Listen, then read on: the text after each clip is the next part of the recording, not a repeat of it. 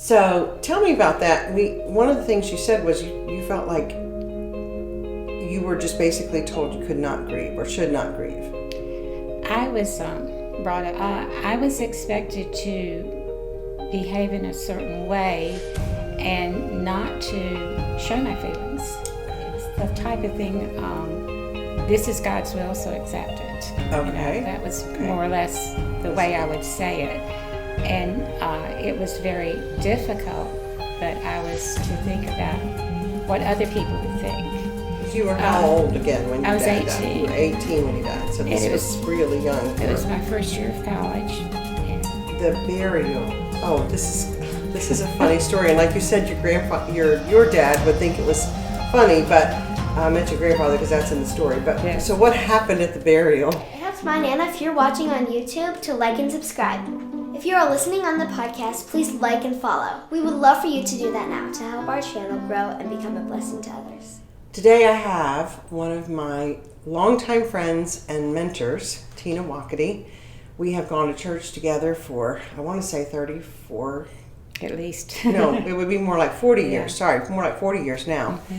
And we also worked together for a while. So her and I were in our church parking lot talking one day about just the Speak Your Grief with Sonia and the episodes and so forth. And she said this quote, well, actually I'm going to let you say that quote to me that you said. Okay. When you lose your parents, you lose your past. When you lose your spouse, you lose your present. And when you lose your children, you lose your future. And I just thought that was so profound, especially the part when you lose your children, you lose your future. And I got to thinking about that. And, you know, you're around someone for a while and you forget what they've gone through in their past. And Tena Wokaty has gone through losing her parents, losing her sister, and losing a son. So we're going to unpack some of that in probably a 3-part series. And today we are going to talk about how certain generations or certain family dynamics you are expected not to grieve. And with that, we're also going to talk about the loss of her dad. So tell me about that. One of the things you said was you felt like you were just basically told you could not grieve or should not grieve. I was brought up by a very proper young lady. My mother had gone through the depression and different things like that. I was expected to behave in a certain way and not to show my feelings. Okay. And that was hard sometimes. But that's just what I was taught. It was the type of thing, this is God's will, so accept it. Okay. That was more or less the way I would say it. And it was very difficult, but I was to think about what other people would think. And that made it a little difficult to grow up feeling that way, I guess. So I think both of those are well worded to put into perspective what some people feel about grief. That if you're a Christian, this is God's will, so just accept it, and you're not necessarily processing it. Mm-hmm. And then that it was proper. So I know one of the things you mentioned to me was, I think since then, you've done your own thinking through about biblically that we are supposed to grieve. Right. And you mentioned a verse from Romans. What was it you were kind of pointing out with that? Well, the verse, there was one verse that says Jesus wept. Right.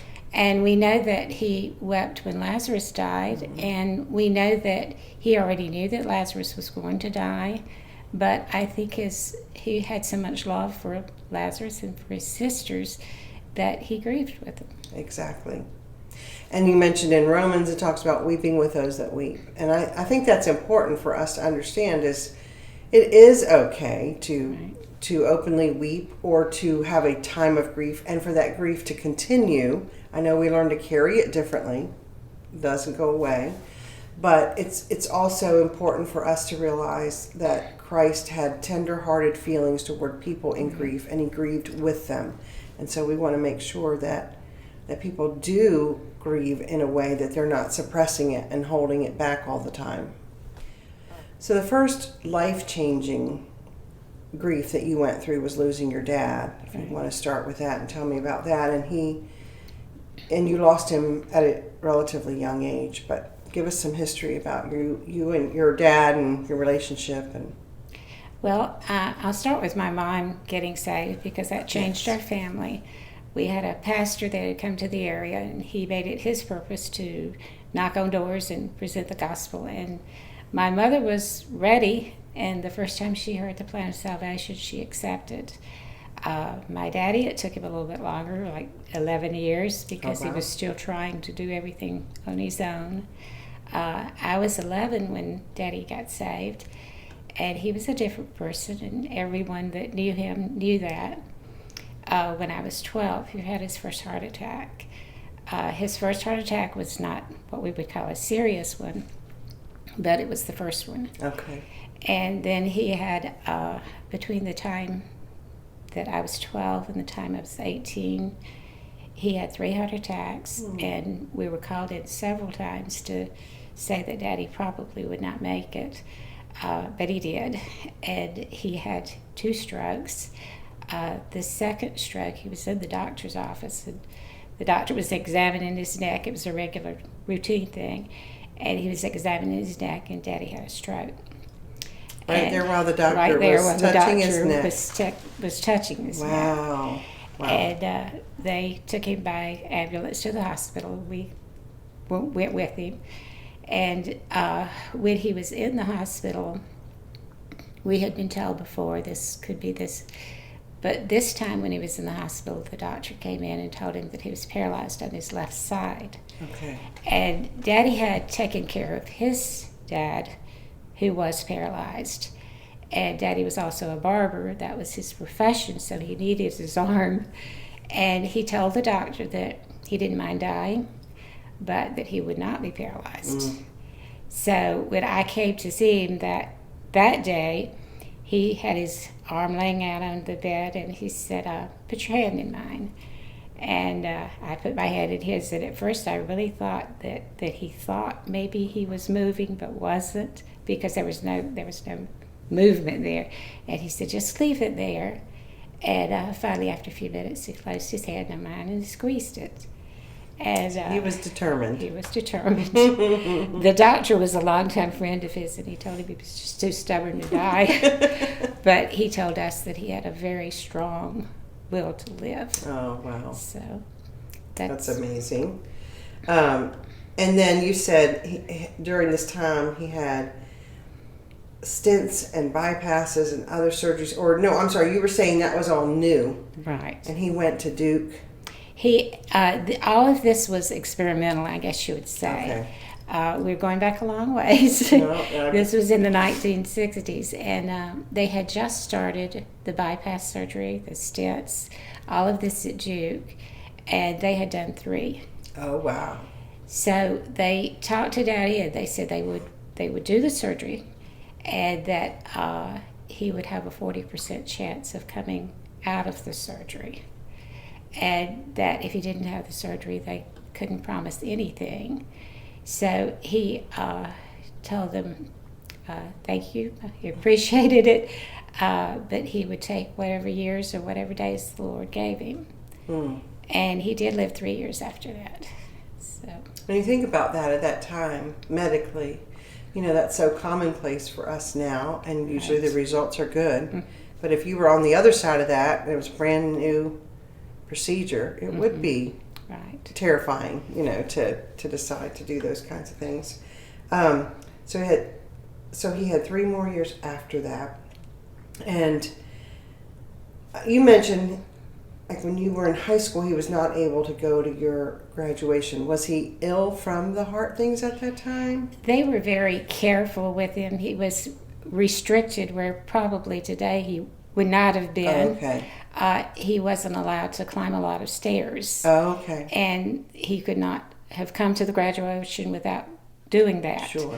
So he stayed at home, and then I came home and showed him my diploma and that type of thing. But that was the first thing I think that he missed. When I went to college, he was well enough to come the first of when they had the open house week, the parents' week.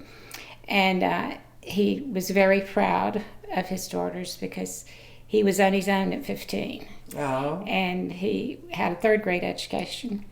And to have one daughter that was a nurse and another was a teacher, that was made him very proud. Big deal at that time. So your dad and mom were able to come to the Parents' Day, and you mentioned your sister, who was a nurse. You mentioned his education, and then let's see, you went to school in South Carolina. I went to Bob Jones my third year, but the first 2 years we lived in North Carolina, and I went to a school that was about 45 minutes. And you want to say that. Okay, so you mentioned you were able to come back and forth at this point. Yes. Okay. I came back every weekend, and I was home Thanksgiving and had spent the week there, and I mentioned to you that was the week that John F. Kennedy died. Yes. And it was like the whole world went into mourning during that time. And Daddy and I, were watching some of it on television. And when it got time for me to go back to school, I could tell that he didn't feel well. And I asked him if I could stay home. I knew what he was going to say, but I asked if I could stay home. And he usually would joke with me and tease with me, but he was very serious. And he told me that if he had his way, he would just lock the doors to keep my mother and my sister and the new grandson with him. But he also told me that I was going to have to live without him. Because he was sure, and he told me that he wanted me, to live a good life, and he told me he loved me, which he usually didn't. He was, everything was, and he said that, that I had to go back to school. But sometimes you have a feeling. Was that hard? I'm sure, just terribly hard to go back. It was, and I went back on Sunday, and Tuesday night after lights were out.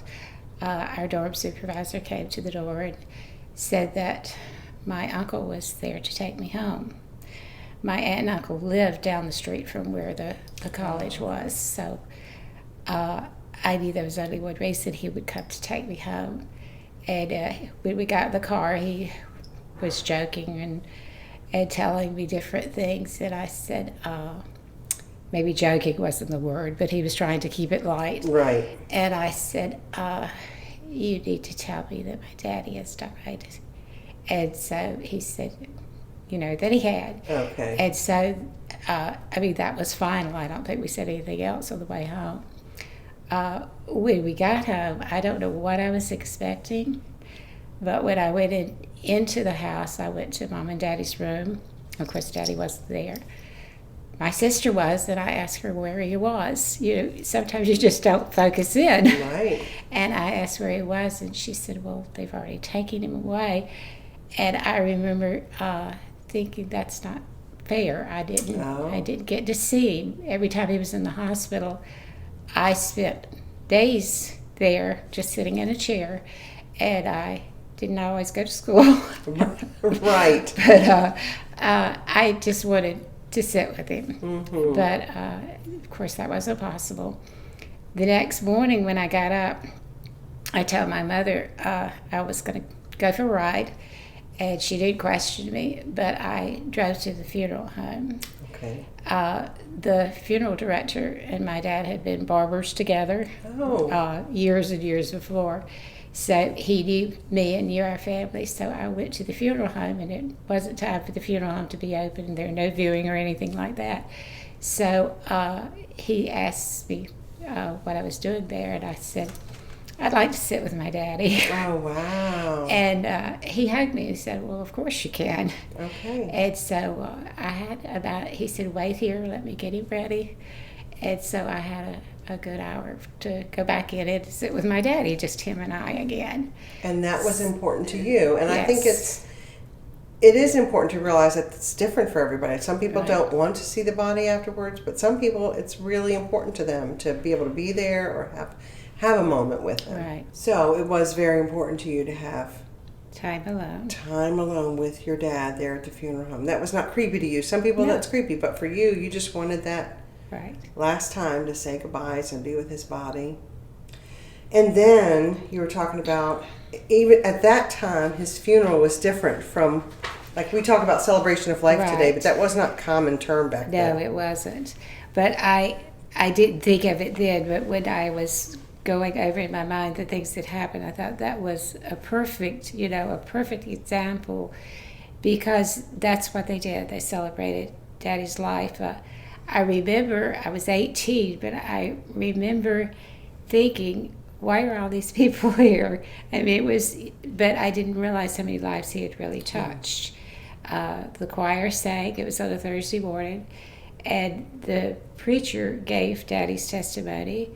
And I remember that every time he would come to the hospital, before he would leave, he would ask Daddy, he said, "Are you ready to meet your Savior?" And Daddy would always say, "I'm ready when the Lord's ready." Oh, wow. What a testimony. And how important that was to you to hear that. And just, I think sometimes we forget that saying that out loud in front of our children and our grandchildren, is a great reassurance to them that we're ready and we know we're going to heaven and we know we're going to be with Jesus. The burial. Oh, this is a funny story. And like you said, your dad would think it was funny, but I mentioned grandfather because that's in the story. But So what happened at the burial? Well, we were about 50 miles away, and we were going back to my mother's home, and Daddy was to be buried next to where she was to be buried. And as we went down there, we got there was a long line of people that were going with us. There were also people that lived in the area that did not come to the funeral, were going to the graveside. And when we got there, my mother got out of the car and she said, "They dug the wrong grave." I don't think I've ever heard of that happening. Well, we were there, and but what they had done is my granddaddy was still alive. He came to live with Mother and I, and they dug his grave. Okay. And so the funeral director I think he said he had never had this happen before, but we had to do something because we had a grave that was empty that needed to be filled. We had a grave that had, needed to be empty. So we went to, it was a little town, and we went to a little restaurant, and I think we just kind of shocked everybody because there were so many people and it was lunchtime. Right. But we stayed there ever how long it took, I don't know, for them to dig Daddy's grave and fill in Granddaddy's grave. Oh, my goodness. So we finally came back and everything was taken care of. But I can remember just thinking about Daddy and thinking how funny he would think that was. Yes, so he would get a kick out of that. And you got to wonder if the Lord let him know that maybe happened and if he was laughing about it. So you were talking about when you go back to school, your dad's passed away, you have to leave and go back to school. What was that like? I remember that I tried to act like everything was just like it had been. People, especially if you're talking about young people, they don't know how to deal with someone whose father has just died because it's not the normal. Because you were how old again when your dad died? I was 18. You were 18 when he died, so this was really young. It was my first year of college, and I went back because I knew he told me to go back. Okay. So when I went back, I think I tried to act normal. But I could remember, and I thought, maybe this is wrong, but I told the Lord that if something should happen, I need to wake up the next morning. That would be fine. I knew I was a Christian. I knew I couldn't do anything, but I just knew that if I didn't wake up, that would be okay. I would be with the Lord, and I'd be with Daddy. So how much you were missing him and how much grief you were going through. I can remember feeling that way. I remember as a wife feeling the same way when Don passed, that it would be fine if I went on to heaven now. And it was really only the fact that I didn't want my kids to go through the grief of both a dad and a mom, that of course I was kind of like, no, I really want to be here if the Lord will let me be here. So I do remember that struggle. We've talked about how grief can affect the physical body. You had some things, maybe from holding it in, or maybe just the effect of grief in general. You had some things later. I think most of it was holding it in. And my sister, who was a nurse, saw a change in me. And she made an appointment with a doctor that she had worked with. And the Lord always knows that He always, prevents some things.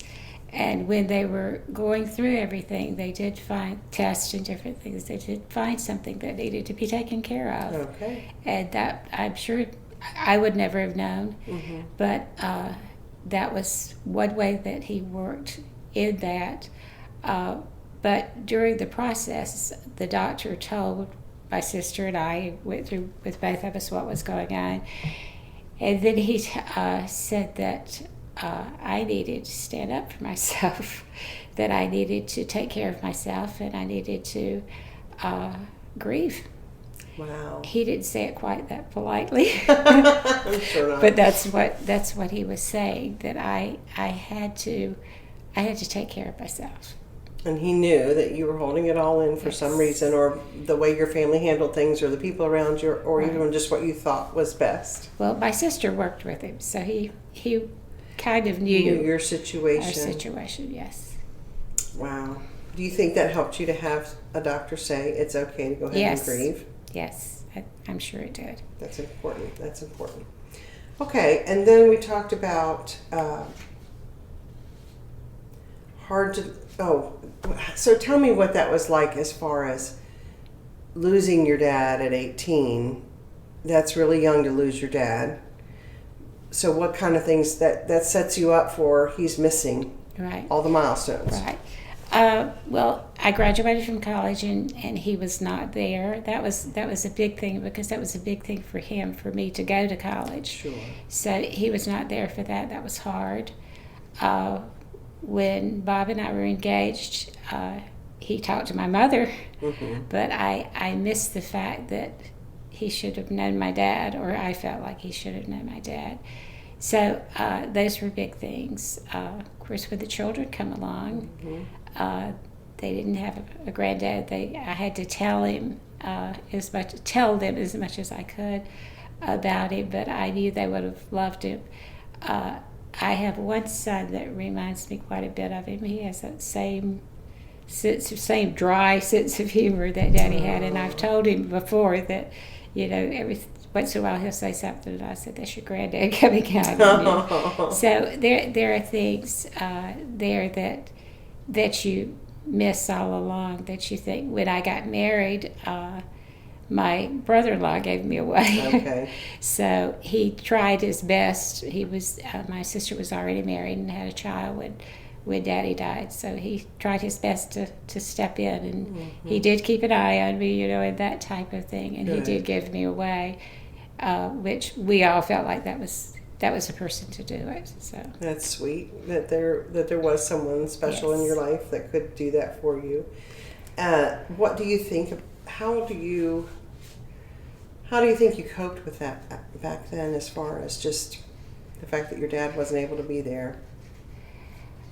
silently, the way I coped with everything, I once in a while, if I was by myself, I would let it out. I do remember going home one day when I was living with Mother, and we were both working, and I went home and I looked in one bedroom. That's where my granddaddy stayed, and he had died.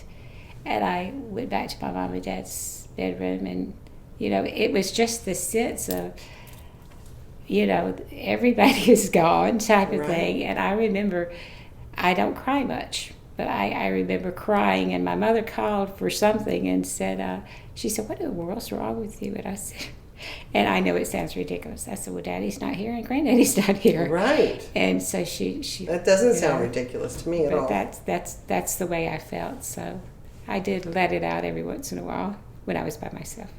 Do you think things were precious to you that were his? Did you hang on to things that were his and have memories of things that were his? Did those become dear to you because you couldn't even express the grief? Yes, I do. I have several things. Bob has a watch that was his, and I have things from the advertisements for the barber shop and things that probably wouldn't mean a lot to anybody else, but I have his wallet and some pictures that were in it, and I have a lot of things that remind me of him. And you showed me a picture of your childhood home, and then something happened to that, and you felt like a lot of the grief that comes from losing like a part of your history, and obviously that was one of your attachments to your family, and especially your dad. What happened to that? Because of Daddy's condition, I grew up in a 5-bedroom house, and when Daddy got sick, he couldn't go upstairs to the 4 bedrooms. Okay. So they had to put another bedroom downstairs, and but that was the house that I grew up in, my sister and I.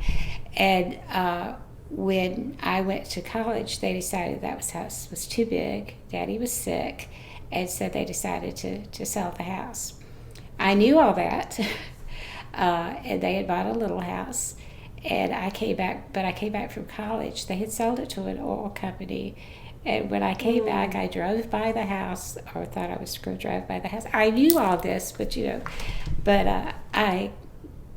house was gone. They had completely demolished it to put up other buildings, a little mini mall type thing. And I just remember that was right before Daddy died. And I just remember feeling then like I had lost my childhood, everything. Right. I had lived there so long. That was a physical thing, but yet it was something that I remembered even after Daddy was gone, that I had lost. Yes, that attachment or that connection with him and losing your home. And then one of the things that you and I have talked about is, when does grief stop? It doesn't. It doesn't. I remember that because you and I had been talking, I was thinking about it, I guess, but this Father's Day was hard for me. Isn't that crazy? How many years later? It's been 60 years. Yes. So. But you don't lose the love you had for that person, or the desire to have been around them. Right. And probably because you've been writing about it and thinking about it, talking to me about it, it's stirred up things that you've just set aside for a little while or something. Absolutely.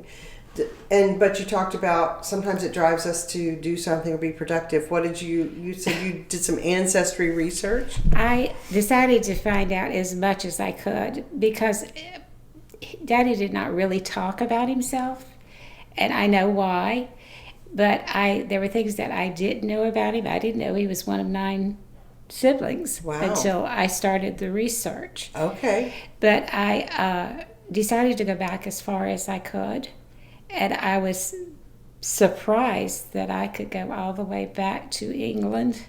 Wow. And the first Winstead that came over to Lancaster County in the northern neck, and then I traced it all the way back. So I have... my kids are all excited about that. They think that's great. Something special about that. Made something for each one of them so that they can look back and see who their granddaddy was. That's neat. A way for them to connect with somebody they didn't even get to meet. Right. So I'm glad you have that in your life. So we'll also go ahead into that you lost your sister. And I should say, you lost your mom in there in between, correct? I lost Troy. We lost Troy before we lost Madeline. Okay. So that's why I had put him between the two. Okay. That's okay. No, I'm glad to talk about that next. But when did your mom pass away in the midst of all that? My mom passed away in 2000, and my sister took care of her. She was in her home. And the last few months, I would drive every weekend, and we'd go down there and stay with them. But she was in my sister's home, and my sister in fact, they wanted to put Mother in a home, and my sister asked the doctors So what could they do that I can't do? Oh, that's true. And they said, nothing, but you know how hard it's going to be. And she said, I'm glad to do it. So Mother was with her, and she died in 2000. 2000, okay. And my husband's mother, well, my mother died. 2 weeks later, my husband's mother died. Oh. And 2 weeks after that, my mother's sister died. Wow. So we lost all of them within a month and a half. So that was hard, but it was not as hard because Mother was 88 and Mother was ready to go home. Sure. And she talked about it, and I asked her one day, I mentioned Daddy, and she said, well, I've missed him for 37 years. So She's she was ready to go be with him. So that does make it easier. It does, and I think it's a natural order of things is that you expect a parent or someone to pass in those older years, and even though you're going to grieve and you're going to miss them, it doesn't seem as out of order or disorienting. Right. And like you said, your mom got to be there and witness all those milestones, where for you on all those milestones your thoughts were, I wish my dad could be here. Mm-hmm. So I think that's part of it too, for me anyway, is that you got to share in some of those big moments. They were there for those things. I want to say today that I can't tell you how much it means to me that you would come and share that, because you've had a lot in your lifetime. I want to go back to what we said at the beginning, and I'm going to read it.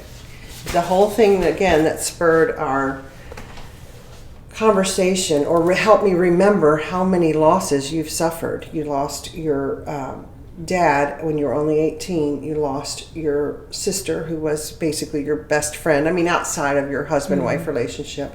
And then you had a son that you lost. Not only did you, the tragedy of losing him, but in a way that was difficult because it was a suicide. And all that you shared with us on that. But there was a quote you said to me in the parking lot. I'm going to read it. I know you said it earlier, but when you lose your parents, you lose your past. When you lose your spouse, you lose your present. And when you lose your children, it's as if you lost your future. And I just thought, I remember that was so a lot to process and think about. And I just thought that really words what people are going through beautifully. Like it's helpful to have it put like that. And I appreciate that. From that statement, you and I got to talk about, and I was reminded of the losses that you have gone through.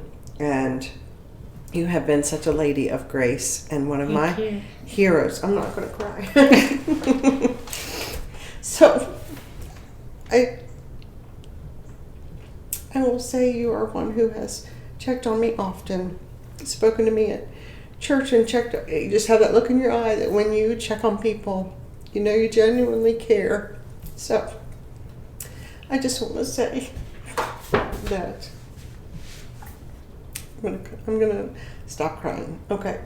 I want to say that it has been a privilege to get to interview you and hear your heart of how you have not only come through on the other side of such suffering, but that you have done it with grace and with a great testimony for our Lord. Thank you. So I just want to say thanks again. Thank you. Love you. Love you. Mwah.